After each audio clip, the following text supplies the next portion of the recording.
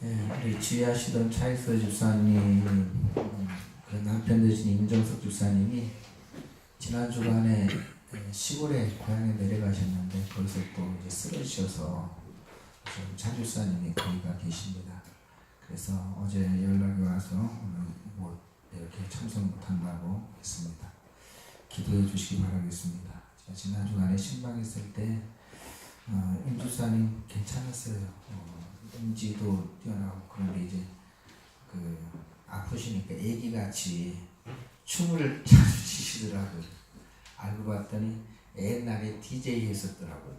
우리 세대인데 제가 알고 있는 그 팝송 노래를 그 영어 제목을 다 듣더니 다 누가 불렀는지 그렇게 하면서 그 음악도 좋아하고 이러신 분이셨는데 쓰러지셔서 그냥 뭐 크게 위험하거나 그런 상태는 아니시고 이 정신이 깨시면 경기가 일어나신다. 그러면 이제 뇌에 안 좋을까봐 좀 쉬시게 수면제로 이렇게 그러니까 깨어나지 못하시도록 조치를 취해놓고 있다 이렇게 말씀해 주셨습니다. 기도해 주시기 바라겠습니다. 교회는 우리 집사님 기도해 주셨던 것처럼 이번 주하고 지금 일정을 보니까 다음 주까지 여기서 예배를 드려야 될 것 같습니다. 그래서 일정 잡기는 한 19일 정도의 이사를 하고 다음 주까지는 우리가 모든 준비를 마치고 이곳에서 예배 드려야 될 것 같다라는 이런 일정들을 잡고 진행을 하려고 합니다. 자세한 사항은 이따 말씀 증거 후에 우리 신집사님 와서 다시 보고를 드려야 될 것 같고요.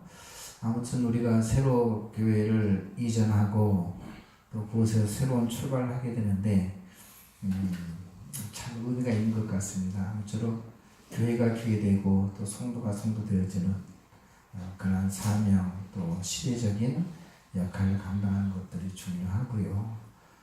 더불어서 우리가 새로운 마음을 가지고 시작하는데 오늘 말씀도 그러겠지만 하나님께서 하나님의 교회를 세우실 때에는 첫 번째는 생명 공동체입니다. 두 번째는 사명 공동체입니다. 하나님 앞에 생명을 받은 구원받은 백성들이 모여서 한 공동체를 이루는데 아니 구원받았으면 됐지 뭘 또 공동체를 이루느냐라고 했을 때는 구원받는 것으로 끝나지 아니하고 할 일이 있다라는 거예요. 혼자 하는 일이 아니라 교회라는 한 공동체를 통해서 우리가 감당해야 될 일들이라는 거죠. 그 일은 땅끝까지 이르러 복음을 증거하는 일입니다. 사도 바울이 AD 34년경에 예수님을 만납니다. 그런 다음에 아라비아 광야로 3년 동안 가 있다가 이제 자기 고향 다소로 가서 10년 동안 그냥 평범한 목회 생활을 하는 겁니다. 사도로 부르심을 받았는데 그런데 여러분 그렇죠. 하나님께서 부르실 때에는 반드시 그 부르심에 합한 그릇이 있어요.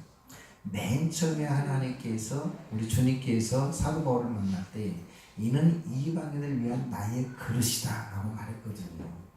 그래서 이 바울은 어떤 의미에서 자기 고향에 가서 개인적으로 보면은 하나님을 묵상하고 주위에 있는 분들에게 그리스도를 증거하며 그냥 평범한 목회자로 생활하는 것이 어떤 면에서는 훨씬 편안하고 행복할지 모르겠지만 하나님께서 바울을 그렇게 부르지 아니하셨다는 것이죠.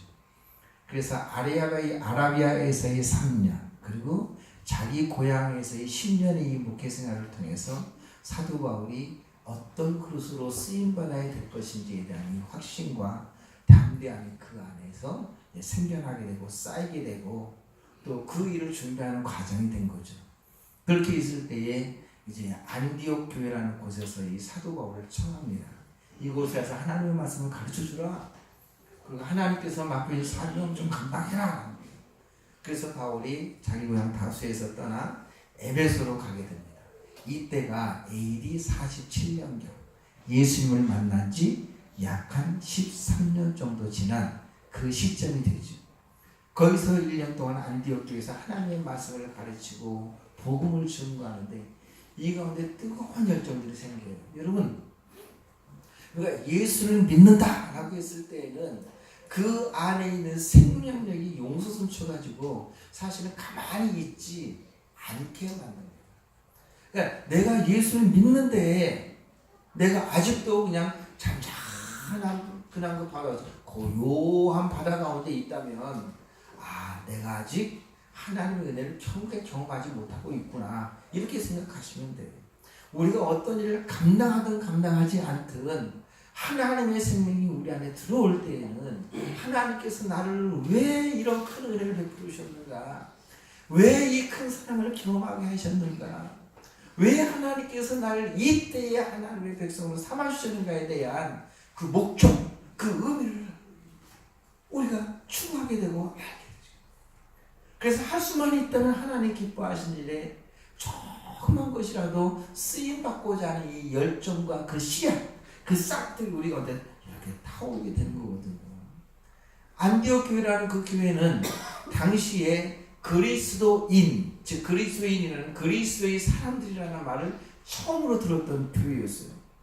저 시골에 있는 크지 않은 교회였었지만은 그 교회 안에서 성령의 큰 불길이 타오르기 시작하는 거예요.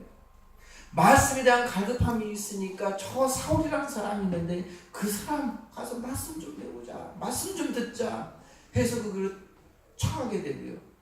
그 위에서 청하게 되어 그 가운데 말씀이 증거될 때 성령의 큰 역사가 나타나게 됩니다. 그래서 1년 동안 말씀을 가르칠 때 우리가 여기 있어서는 안 되겠다, 그냥 있어서는 안 되겠다, 하나님께서 우리를 통해 하실 일들이 있다라는 그 열정이 불타오르게 됩니다. 그래서 그 가운데에서 이 사울, 즉 바울과 이 바나바라는 두 사람을 세워요. 주께서 뭐라고 했느냐, 하늘로 올라가실 때에 승천하시고 제자들에게, 하나님의 성도들에게 너희는 가서 모든 족속을 제자를 삼아 아버지와 아들과 성령의 이름으로 세례를 주고 내가 너희에게 분부한 모든 것을 가르쳐 지키게 하라. 볼지어다 세상 끝날까지 내가 너희와 항상 함께 있으라 말씀하지 않았느냐. 그러니 우리 이대로 우리만 잊지 말고 가자 가는 거예요. 그래서 거기에서 최초로 선교사를 갖다 세우게 되는 거예요. 바울과 이 바나바는 두 사람을 세워서 이제 파송하는 거예요. 가서 복음을 증가하게 돼요. 이때 바울이 이제 선교사로 부름을 받아 그 소아시아와 유럽, 마게도냐와 아가야 지방이거든요. 그 유럽 그 지역을 전적 돌면서 3차에 걸쳐서 계속해서 하나님의 복음을 증거하게 됩니다. 사도 바울이 마지막 순간까지 그 안에 식지 아니했던 열정이 있었습니다. 그것은 무엇인가 하면은 하나님의 은혜의 복음을 증언하는 일을 마치가 하면은 나의 생명을 조금 더 귀한 것으로 여기지 아니하고, 이 열정이 끝까지 있었어요. 그래서 AD 47년에 이렇게 선교사로서의 사역들을 감당하며 중간에 잠깐의 1, 2년, 3년 이렇게 텀이 있었지만, 휴식 기간이 있었지만 계속해서 하나님의 복음을 전합니다. 1차 때 복음을 전할 때 이 디모데라는 그 청년이 전도되어져서 예수를 믿게 되고요. 또 2차 때에는 그 전도됐던 디모데가 사명자가 되는 거예요. 그래서 바울이 생애 마지막 날까지 디모데는 바울의 믿음의 아들로서 또는 동역자로서 함께 사역들을 감당하는 이 일들을 감당하게 됩니다. 그리고 3차 선교를 여행을 떠날 때에는, 마칠 때에는 그냥 고향 그 교회 안디옥 교회로 가지 아니하고 예루살렘으로 가게 됩니다. 왜냐하면 그때는 이미 AD 한 57년, 59년 요 정도 사이거든요. 요 정도 시점에서는 바울이 이제는 자기 나이가 웬만큼 된 거예요. 그래서 하나님의 이 크신 은혜를 그냥 그대로 마감하고 싶지는 않아요. 바울 안에 있었던 뜨거운 열정은 무엇이냐? 주님께서 명하신 바 모든 족속으로 제자를 삼아 땅끝까지 이르러 복음을 증거함으로 주님의 재림을 자기의 눈으로 확인하고 싶고, 그 주님의 놀라운 종들 바라보니 영광스러운 모습들을 경험하고 싶은 거거든요. 그런데 그 열정 가운데 사로잡힐 때에 땅끝까지 이르러 복음이 증거될 때 주님이 재림한다고 했는데, 당시 세계관으로서 이 땅끝은 이 서바나, 스페인, 그게 땅끝이었습니다. 거기까지 가고 싶은 열정이 계속 뜨겁게 오는 거예요. 그래서 이 바울은 교회 안디옥으로 가지 아니하고 예루살렘으로 가게 됩니다. 성령의 인도하심을 따라. 왜냐하면 서바나에 가고 싶었어. 근데 어떻게 서바나에 가고 싶은가 하면 그냥 서바나로 갈 수는 없었습니다. 왜냐하면 당시에 이 바울을 죽이려고 하는 환난과 핍박이 너무나도 많이 있고 곳곳의 위험이 산지임이란 가운데 갈 수가 없는 상황이에요. 근데 이 바울이 이제 성령의 은혜를 따라 깨달은 바는 예루살렘으로 가. 거기서 죄수의 신분으로 잡히게 됩니다. 그래서 약 한 2년 동안 소위 연금 상태죠. 감옥 상태라고 말하는데 연금 상태에 있어서 거기서 죄수의 신분으로 있어지게 됩니다.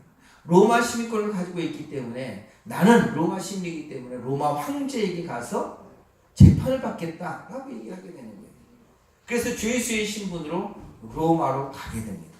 그래서 이 로마를 기점으로 해가지고 이제 곧바로 서바나로 자기가 무죄인 건 알고 있거든요. 서바나로 가고자 하는 이러한 계획들을 가지고 예루살렘에 가게 됩니다. 그렇습니다. 예루살렘에 가서 2년 동안 죄수의 신분으로 있다가 이제 로마로 압송되어 가죠. 황제에게 재판을 받기 위해서. 그때가 AD 61년경이 되어지게 됩니다. 그래서 AD 61년경에 이제 로마에 잡혀간 이 바울은 또 2년 동안 또 연금 상태에 있어지게 됩니다. 거기에서 이 연금이라는 것은 일정한 기간 또는 일정한 장소를 벗어나면 안 돼요. 대신 이 찾아오는 여러 사람들은 그 한계 안에서 누구든지 만날 수 있고 전할 수 있는 가운데에서 이제 로마에서 사역들을 감당하게 되죠. 그런 다음에 AD 63년경에 이 사도 바울이 그 연금 상태에서 풀려나게 됩니다. 근데 이때의 과정들이 사실은 예루살렘에서 로마에서까지 어떤 면에서 죄수의 신분으로 있었던 이 4년 기간은 연금 상태거든요. 그러니까 자기가 마음대로 가고 싶은 데를 가지 못하는 거예요. 찾아오는 사람에게만, 자기에게 대하는 사람만 복음을 전하고 가르치는데 여기서 바울이 아마 깊은 묵상의 시간을 가졌던 것 같습니다. 왜냐하면 AD 63년경에 이 바울이 풀려났으면 거기에 로마에 가기 전까지 가지고 있었던 마음은 뭐예요? 스페인까지 가서 땅끝까지 가서 복음을 증거함으로 그때 재림하시는 주님을 영광적으로 맞이하는 것이 자기의 비전이고 자기의 꿈이고 자기의 마지막 하나님 앞에 드려지는 게 있어요. 그래서 사도 바울은 생각할 때 자기의 생애 중에 주님이 재림할 것이라는 이 믿음과 확신이 있었던 거죠. 그런데 로마에 잡혀있는 기간 연금생활을 하면서 하나님의 말씀을 깊이 묵상하고 기도하는 중에 하나님의 뜻은 이것이 아니구나라는 것을 깨닫게 된 것 같습니다. 그래서 AD 63년경에 풀려났을 때에 서바나로 가지 아니하고 그때 바울이 깨달았던 것은 내가 생각하는 것보다 내가 바라는 것보다 우리 주님은 더 늦게 아마 재림하실 것 같다. 그렇다면 주님 오시는 날까지 가장 중요한 것이 없다는 것입니다. 하나님의 백성들이 함께 모여 생활하는 교회의 중요성을 바울이 깨닫습니다. 그 교회가 든든히 세워져서 주의 예수를 알지 못하는 영혼들에게 또 하나님의 복음을 증거하고 이 안에 생명 공동체들이 믿음을 굳게 지키고 주님 오신 날까지 믿음 안에 굳게 서서 하나님을 바라보는 믿음 가운데 견고히 서가는 이 모습들을 사도 바울이 깨닫게 된 것이죠. 그래서 서바나로 가지 아니하고 지금까지 사역했던 그런 교회들에게 다시 발걸음을 돌리게 됩니다. 그래서 교회들을 돌아보면서 거기 믿음의 일꾼들을 세웁니다.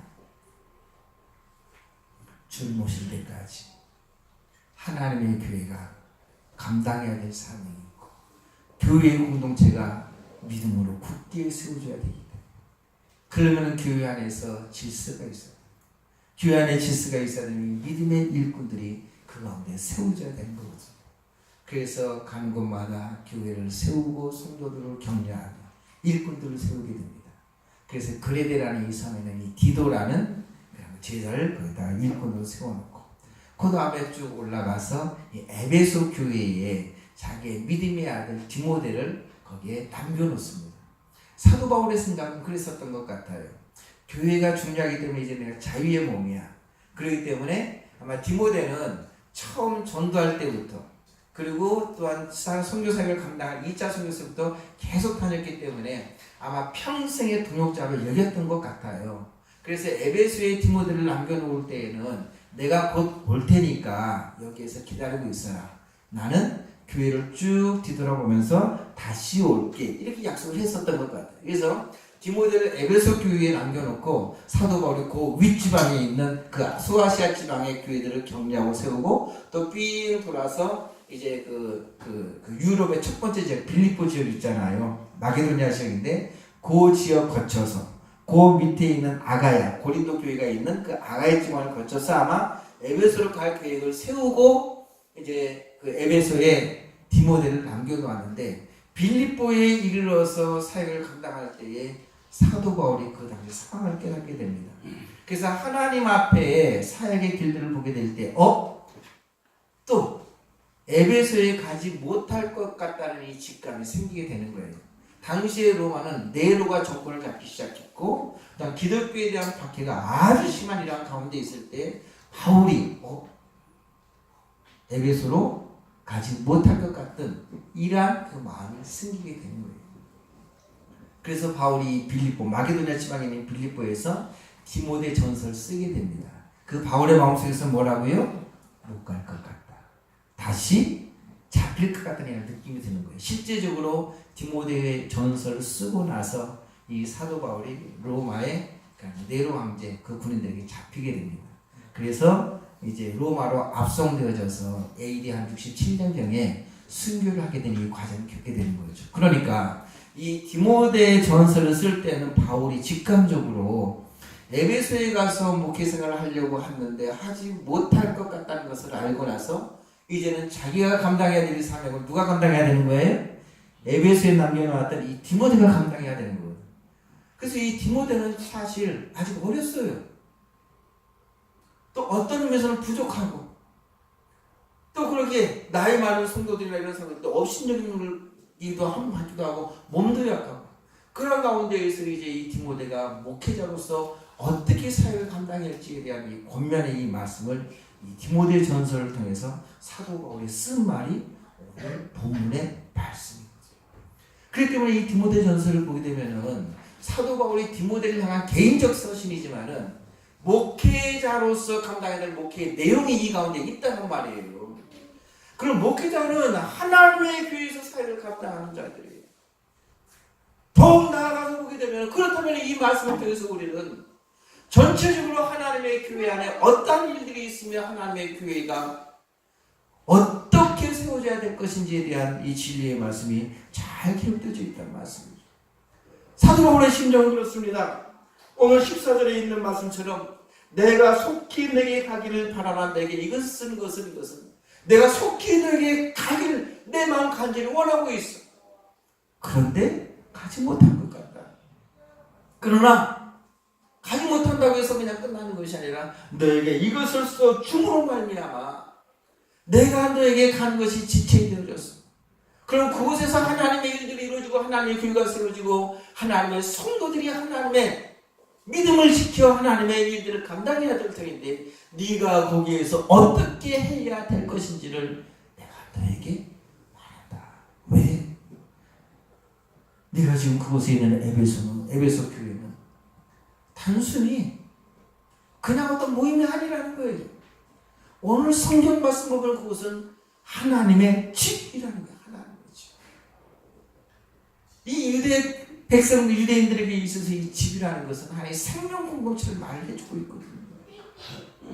이 안에 한 가족이 있지만은 그 가족은 생명으로 연결되어진 것이에요. 네 생명이나 내 생명이나 똑같은 거예요. 우리가 참 행복한 교회 공동체라는 것으로 모여 있습니다. 여기에 볼 때에는 오랜 신앙에 연륜이 있고 경륜이 있는 분들도 있지만 아직 신앙에 처음 첫발이 뜬 분들도 있어요. 그러나 이곳은 하나님의 집이에요. 생명으로 치면 너와 내가 똑같다라는 거예요. 그 뒤에 이런 말씀이 있죠. 우리가 읽었던 16절 말씀 보게 되면 그도다 경건의 비밀이요 하나님의 집에 속한 하나님의 성도들과 이 하나님의 교회는 비밀이다. 각자 수준이 다르고 환경이 다르고 모습이 다르고 여건이 다른 여러 종류의 하나님의 백성들이 모여있지만 이것은 경건의 큰 비밀이에요. 우리는 지금 한 생명체라는 거예요. 어떻게 한 생명체가 되어졌느냐, 이 하나님의 교회 안에서. 예수 그리스도께서 참 사람이 되셨다. 죄 지은 사람이 아니라 번역을 보게 되면 참 사람이 되셨다. 육신의 몸을 입고 이 땅 가운데 오셔서 우리로 하여금 참 사람이 어떤 것인지를 보여주셨고, 또한 예수 그리스도는 영으로 의롭다함을 받으시고 언제나 육신인과 동시에 영으로 하나님으로 의롭다함을 온전한 사람을 이루었으며, 또 거기에 있는 말씀처럼 천사들에게 보이시고, 즉 참 사람으로서 영으로 의롭다함을 받으시고, 그래서 그는 메시아로서 우리 가운데 있어지게 되는데, 천사들에게 보이셨다는 것은 천사들에게 나타나셨다는 거예요. 아시죠? 육신으로 오실 때 가브리엘 천사가 나타나서 예수의 오심을 전해주었죠. 예수님께서 마귀에게 시험을 받으실 때에 그 광야에서 40일 동안 금식하면서 사람이 어떻게 감당할 수 있겠습니까? 천사가 수종 들었다고 하죠. 이 땅에서 3년 동안 사역을 감당하시고 마지막 겟세마네 동산에서 십자가를 앞에 두고 마지막 기도를 하실 때 피땀을 흘렸다. 성경 말씀을 보면 피와 땀이 피났다. 그때에 성경은 더불어서 말하는 천사가 수종 들더라. 천사에게 나타나심으로 이 메시아로서의 사역을 감당하신 그 예수 그리스도. 그래서 그 생명의 메시아로서의 사역을 감당함으로 말미암아 만국에 전파되시고, 그런 다음에 하늘로 승천하신 그 예수 그리스도. 하나님께서는 이러한 예수 그리스도의 피로 값주고 사신 것이 바로 무엇이다? 하나님의 교회라. 그래서 예수 그리스도는 교회의 머리가 되어지는 것이다. 그래서 이곳이 하나님의 집이라는 것은 이러한 예수 그리스도로 말미암아 구원받은 하나님의 백성들의 생명 공동체가 바로 이 하나님의 집. 이 하나님의 집을 가르쳐 오늘 성경 말씀은 살아있는 하나님의 교회라고 표현드렸습니다. 여기서 하나님을 표현할 때에 그냥 우리가 막연히 알고 있는 하나님이 아니라 지금도 살아 계시는 하나님, 이 가운데 지금 임재하시는 하나님. 그래서 그 하나님을 가르쳐 마태복음에서 뭐라고 그래요? 아브라함의 하나님, 이삭의 하나님, 야곱의 하나님. 그 하나님은 죽은 자의 하나님이 아니라 살아있는 자의 하나님이시다. 즉 아브라함 때에도 하나님은 하나님이셨고, 아브라함은 죽었지만 아브라함의 아들 이삭의 때에도 여전히 하나님은 살아계신 하나님이셨고, 그 하나님은 이삭은 죽었지만 이삭의 자녀인 야곱 때에도 여전히 살아계신 하나님이시고, 그 하나님은 지금도 살아계셔서 살아있는 자의 하나님을 역사하신 하나님. 그래서 그 하나님을 가르쳐 뭐라고요? 히브리서의 말씀 보게 되면 예수 그리스도는 어제나 오늘이나 영원토록 동일하신 그 하나님, 살아계신 하나님, 그것이 바로 하나님의 교회, 바로 이 교회라는 거예요. 이곳에 참된 생명과 참된 진리가 있어요. 즉 우리의 삶에 있어서 가장 중요한 삶의 가치와 의미가 우리 가운데 있다는 거예요. 어제 어떤 분이 이런 글을 써놨더라고요. 나는 아무것도 아닙니다. 그러나 예수 그리스도는 나의 모든 것 되십니다. 우리의 사람의 생을 살아감에 있어서 마치 진리인 것처럼 우리를 유혹하고 미혹하는 것들이 세상 가운데 얼마나 많이 있습니다. 그러나 참된 진리의 기둥과 터는 예수 그리스도로 말미암은 하나님의 교회. 중요해요? 중요치 않아요? 중요해요. 그러기에 이 바울은 디모데에게 네가 이런 하나님의 교회에서 어떻게 행해야 될지를 내가 너에게 알게 한다. 왜? 내가 직접 가야 되는데 직접 가지 못하니 네가 이 사역을 감당해야 된다. 이런 살아있는 하나님의 교회요, 하나님의 진리의 기둥과 터인 이 하나님의 집이 행해야 돼요. 어떻게 행해야 돼요? 왜? 이곳은 그런 곳이기 때문에 오늘 4장 1절의 말씀 보게 되면은 이런 일들이 생길 수 있다는 거예요. 어떤 것들이냐? 믿음에서 떠나 미혹하는 영과 귀신의 가르침을 따르는 어떤 사람들이 일어날 것이기 때문에 이 교회를 잘 지켜야 된다. 그렇습니다. 여러분, 하나님의 교회가 하나님의 진리의 기둥과 터 가운데에서 올바로 세워지지 아니하면, 즉 우리 교회가 어떠한 것인지를 올바로 알지 아니하면 믿음에서 떠나 미혹하는 영과 귀신의 가르침을 따르는 일들이 있을 것이라는 거예요. 여러분 잘 보십시오. 믿음에서 떠나 귀신의 가르침을 표현하게 되는데 그 앞에서 뭐라고 되어 있어요? 미혹하는 영과. 그러니까 우리가 이 하나님의 진리의 말씀을 잘 알지 못하면 우리가 미혹에 누구든지 넘어간다. 사도 바울이 가르쳐준 이 교훈을 올바로 알지 못하면 누구든지 그 미혹하는 영에 빠져서 그것이 진짜인 양, 신앙인 양, 옳은 것인 양 따라가 그 미혹하는 영에 빠져 교회가 교회로서의 정체성을 잃어버리고 믿음의 순수함을 저버리고 하나님께서 맡기는 사명을 감당치 못하는 이러한 못으로 나아갈 수 있다는 거예요. 그럼 미혹하는 영과 또한 귀신의 가르침을 따르는 일이 어떠한 일인가? 이들은 한마디로 말하면 양심의 화인을 받아서 외식함으로 가르치는 자들이에요. 거짓말하고 이런 것들로 가르쳐요.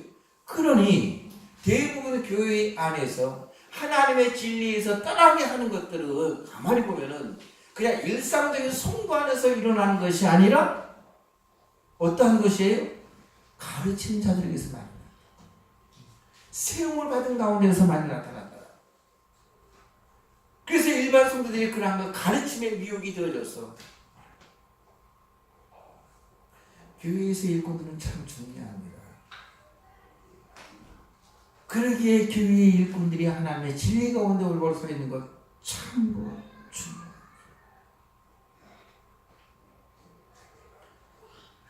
성경은 이 사도 바울이 디모데 전서를 통해서 우리가 주시는 말씀이 하나님 앞에 거룩해지는 방법은 다른 거 없다고 그래요. 기도와 말씀으로 거룩해진다. 기도와 말씀. 기도와 말씀으로 거룩해질 때에 우리의 삶이 거룩한 삶으로 되어진다는 거예요. 그런데 보통 우리들이 생각할 때에 기도와 말씀은 약간 도외시되어지게 되고 거룩한 삶이 강조한 경우들이 없지 않아 있어요. 근데 그것도 중요하죠. 그러나 기도와 말씀으로 기반이 되어져서 거룩한 삶으로 연결되어지지 아니하는 것은 외식, 거짓됨으로 드러날 경우가 많이 있어요.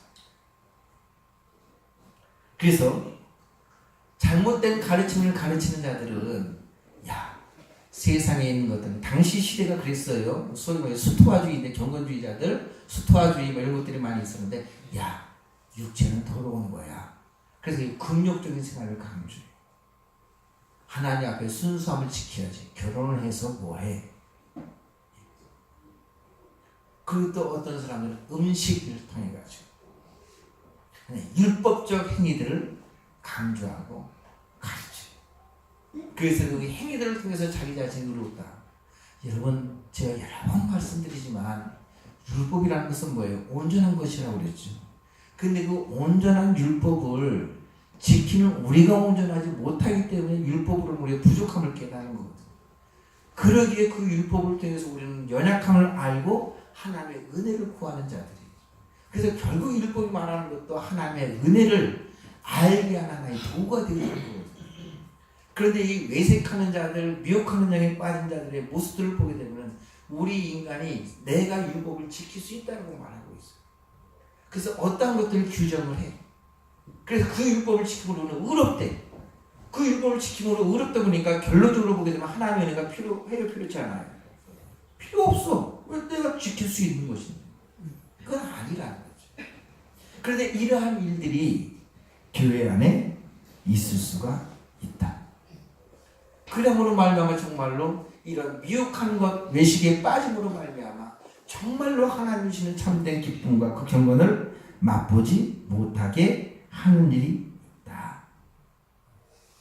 그러므로 사도 바울이 디모데에게 하는 말은 아들 디모데야, 내가 내게 이 교훈으로서 명하노니 전에 너를 지도한 애언을 따라 그것으로 선한 싸움을 싸워야 된다. 올바른 가르침을 받으라는 거예요. 선한 싸움을 싸워야 된다.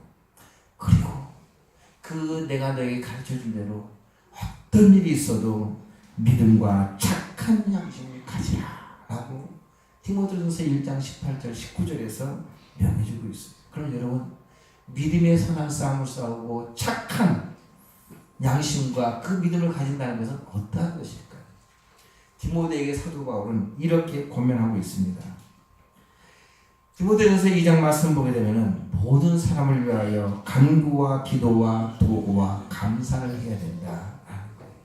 우리가 선한 싸움을 싸운다. 또 믿음과 착한 양심을 가진다. 어떻게 그것을 할 수 있느냐라고 했을 때에는 한마디로 말하면 기도하라는 거예요.